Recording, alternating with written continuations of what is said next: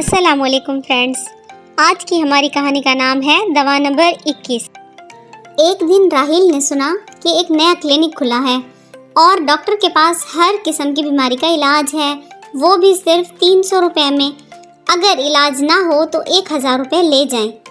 راہیل یہ سن کر خوشی سے پھولا نہ سمایا، اسے شرارت سوجھی۔ اگلے ہی دن وہ ڈاکٹر کے پاس گیا اور کہا، ڈاکٹر صاحب مجھے کسی چیز کا ذائقہ محسوس نہیں ہوتا۔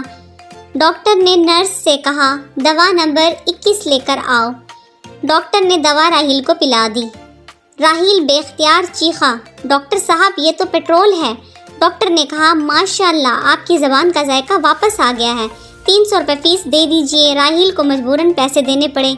اگلے دن راہیل نے ڈاکٹر سے کہا، ڈاکٹر صاحب میری یادداشت ختم ہو گئی ہے، مجھے کچھ یاد نہیں رہتا۔ ڈاکٹر نے نرس سے کہا، دوا نمبر 21 لے کر آؤ۔ نہیں ڈاکٹر صاحب نہیں، راہیل چیخا، یہ تو پیٹرول ہے۔ مبارک ہو، آپ کی یادداشت واپس آ گئی، لائیے میری فیس۔ اس بار بھی مجبوراً راہیل کو پیسے دینے پڑے۔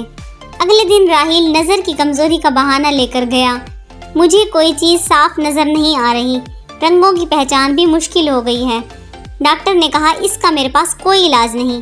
راہیل نے کہا، ڈاکٹر صاحب اعلان کے مطابق 1000 روپے عنایت کر دیجئے۔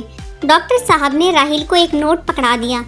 راہیل بولا، ڈاکٹر صاحب یہ تو 500 روپے کا نوٹ ہے۔ ڈاکٹر نے نوٹ واپس لیتے ہوئے کہا، ماشاءاللہ آپ کی نظر کی کمزوری بھی دور ہو گئی ہے، فیس ادا کر دیجئے۔ راہیل کو اس بار بھی بہت مجبور ہو کر پیسے دینے پڑے۔ پھر وہ دوبارہ ڈاکٹر صاحب کے پاس نہیں گیا، کیونکہ وہ مزید 300 روپے گنوانا نہیں چاہتا تھا۔